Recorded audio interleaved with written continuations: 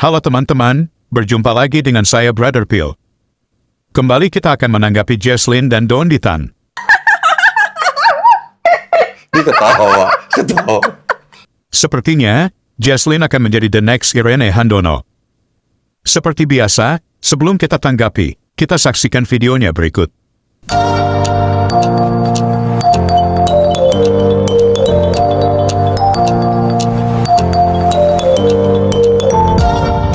Jadi, saya semakin mengiyakan dosa, it's fine. Ada yang nebus kok. Kok takut? Barusan kita dengar lagi, Jesslyn katakan, dosa is fine, karena ada yang nebus. Kembali lagi saya ulangi, itu adalah ajaran sesat. Ketahuan Jesslyn tidak pernah baca Alkitab. Mari kita baca, apa yang Yesus katakan pada seorang wanita yang kedapatan berzina. Yohanes 8 ayat 11. Jawabnya, tidak ada, Tuhan. Lalu kata Yesus, aku pun tidak menghukum engkau. Pergilah, dan jangan berbuat dosa lagi mulai dari sekarang. Dalam ayat ini, Yesus tidak katakan, pergilah berbuat dosalah dengan bebas. Tapi Yesus katakan, pergilah, jangan berbuat dosa lagi. Gue mau nanya nih, Ya, kan dosa lu ditebus. Ya. Yesus nebus dosa. betul. Yesus nebus dosanya Jesslyn. Betul. Nebusnya ke siapa? Ke Tuhan. Hah? Menebusnya ke Tuhan dong. Dosa kita kan ditebus, dilunaskan kan? Kan ada pelunasan. Upah dosa adalah Upah dosa adalah maut. maut. Penguasa maut adalah Iblis. iblis. Jadi kalau lu Oh, iya, berdosa, Bener ya? berarti Yesus nebus dosanya ke siapa? Iblis. Lu Nah ini nih pengetahuan baru ini. pernah baca kan? Iya, Ayat itu pernah baca kan? Hafal itu. Upah dosa adalah maut. Maut. Penguasa maut adalah Iblis. iblis. Nah, kalau Yesus menebus dosa manusia, berarti nebus dosanya ke siapa? Iblis. Bener. Make sense bener Oke. sekali. Oke. Tadi juga kita dengar pertanyaan Don Ditan yang menanyakan, Yesus menebus dosa Jesslyn, nebusnya ke siapa?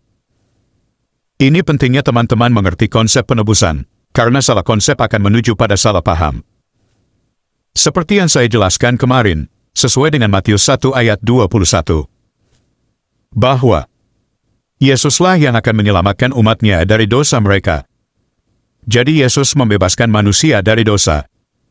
Bukan dosanya yang ditebus, tetapi manusia yang tersandera oleh dosa. Kita kembali ke pertanyaan Don Ditan. Dan pertanyaan itu kita harus luruskan. Karena jika menggunakan pertanyaan Don Ditan, akan tidak nyambung, karena tidak sesuai dengan prinsip Alkitab. Pertanyaan yang benar adalah, manusia ditebus dari apa? Untuk menjawab itu, kita harus definisikan apa itu dosa. Kita bisa baca dalam 1 Yohanes 3 ayat 4. Setiap orang yang berbuat dosa, melanggar juga hukum Allah, sebab dosa ialah pelanggaran hukum Allah. Jadi dosa adalah pelanggaran atas hukum. Apa akibat ketika seseorang melanggar hukum? Apakah ada hukuman bagi si pelanggar? Tentu saja ada. Roma 6 ayat 23. Sebab upah dosa ialah maut. Tetapi karunia Allah ialah hidup yang kekal dalam Kristus Yesus, Tuhan kita. Jadi, semua manusia telah berdosa. Dengan demikian, semua manusia terpenjara oleh hukum, maksudnya semua orang yang berdosa harus mengalami maut. Dan tidak ada manusia yang bisa membebaskan dirinya sendiri dari tuntutan hukum tersebut. Disinilah peran penebusan, di mana oleh kasih karunia-Nya, Yesus datang ke dunia ini untuk hidup taat pada hukum, bahkan sampai mati. Kenapa Yesus taat? Karena manusia semuanya telah berdosa, atau dengan kata lain, semua manusia telah hidup dalam ketidaktaatan. Roma 3 ayat 23. Karena semua orang telah berbuat dosa dan telah kehilangan kemuliaan Allah. Jadi karena Adam dan keturunannya tidak taat pada hukum, maka Yesus datang untuk menghidupkan kehidupan yang taat pada hukum, untuk menggantikan kegagalan Adam dan keturunannya. Seperti yang dikatakan dalam Roma 5 ayat 18-19. Sebab itu, sama seperti oleh satu pelanggaran semua orang beroleh penghukuman, demikian pula oleh satu perbuatan kebenaran semua orang beroleh pembenaran untuk hidup. Jadi sama seperti oleh ketidaktaatan satu orang semua orang telah menjadi orang berdosa, demikian pula oleh ketaatan satu orang semua orang menjadi orang benar.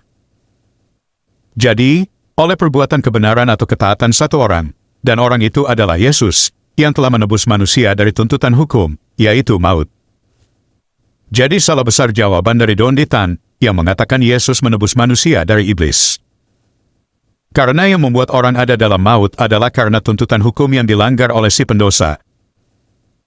Dan ketika orang itu telah ditebus dari tuntutan hukum yaitu maut, maka orang itu tidak akan mendapatkan hukum maut lagi, karena dia sudah ditebus, dengan catatan, orang yang ditebus harus percaya pada pekerjaan penyelamatan yang Yesus lakukan.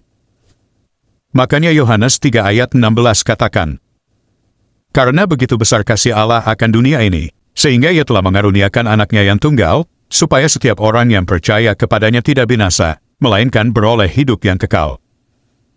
Setiap orang yang percaya tidak akan mengalami maut.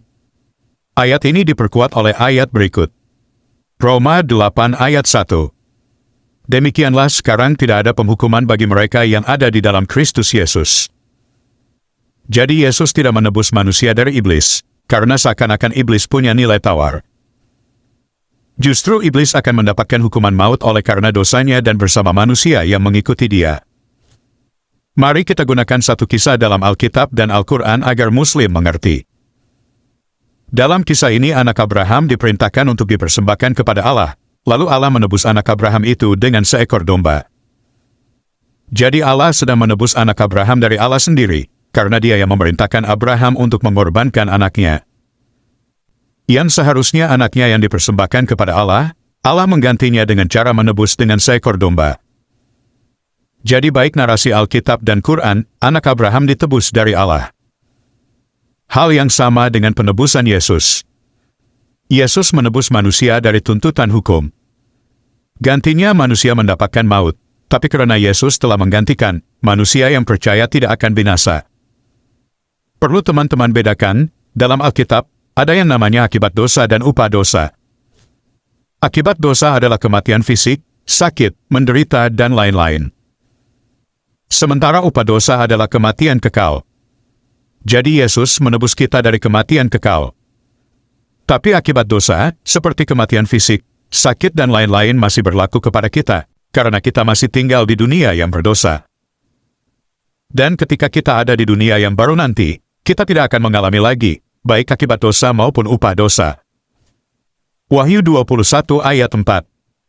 Katakan, "Dan ia akan menghapus segala air mata dari mata mereka, dan maut tidak akan ada lagi. Tidak akan ada lagi perkabungan, atau ratap tangis, atau duka cita, sebab segala sesuatu yang lama itu telah berlalu." Nah, ya, surat keputusan bersama Menteri Agama dan Menteri Dalam Negeri, kalau nggak salah nomor 1 tahun 79, itu yang melarang ya, orang untuk merayu, mengintimidasi, atau mengajak orang yang sudah beragama. Mengajak orang yang sudah beragama. Kalau orang yang belum beragama boleh-boleh saja. Tapi kalau yang sudah beragama itu dilarang. 346 menit kemudian. Ya, setelah ini kan sudah menjadi muslim. Kita dakwah sama-sama. Insya Allah. Kita ajak kita Itu PR kita buat saya. ajak ya siapa saja yang mendengar dakwah kita, baik itu yang muslim maupun yang non muslim, untuk kembali ke Islam. Itu aja sebenarnya sih. Flashback. Mengajak orang yang sudah beragama. Kalau orang yang belum beragama boleh-boleh saja. silakan. Tapi kalau yang sudah beragama itu dilarang. Memang mualaf ini nakal gitu loh. Pandai-pandai kita menyembunyikan bangkai, satu saat juga bau bangkai itu akan tercium.